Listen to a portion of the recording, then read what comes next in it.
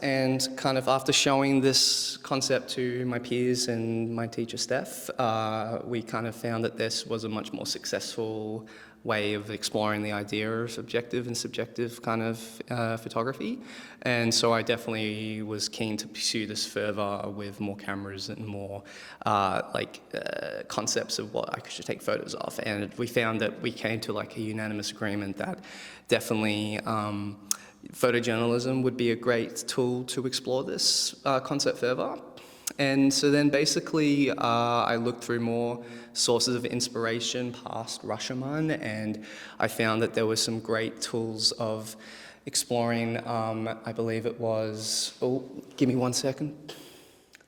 I believe it was Gillian Waring's Signs, What People Are Saying, was a really great inspo, because essentially she does portraiture work where you have a perception of one person, like a police officer, but then they hold up a sign saying what they think internally, and once the cop says help. And so it's a really great kind of like deeper analysis of getting to understand a person. You know, you perceive something from the external, but then when you've photographed how they're internally feeling, it's a whole different added layer of point of view and perspective into this notion of people and reality. And so she was a great inspo. Another one was also Barbara Probst. She was definitely a huge wow, like this is exactly what I'm trying to communicate, because her concept is similar of the multicam photography. She's basically done this for the last 20 years, where she sets up cameras in different spots and takes them at the same time, and she does this to explore, an objective sense of truth through subjective point of view.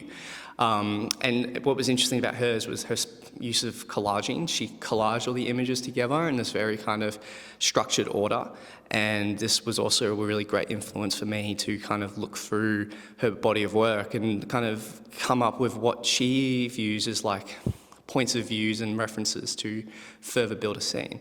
But with Barbara Prost's work, she basically, a lot of the work was like quite staged. She did like studio-based work, still life nude. She still did street photojournalism, but it was primarily more of this kind of art-based, studio-based systems. And so I was like thinking, this would be really great to expand this type of style through photojournalism, because the ideas of objective reality and what we perceive as truth can really work in its favor with photojournalism. And so I definitely looked through Barbara to be a massive source of inspo for this kind of project. And, looked through all of her essays and interviews, and I was just, amazed just by what she was talking about was fully in line with what I was wanting to explore. And so it was really cool to understand that and know that, wow, this isn't just my own kind of thought bubble of what I want to see. There's people out there who are really talented that do the same kind of concept. And then so week 9 basically involved me just going extra with all the cameras, finding different things that looked like they could work in multicam point of view. I found that in the studio, I grabbed a few friends to kind of gather around and do very specific things to basically identify that there are signifiers that they're at the same time.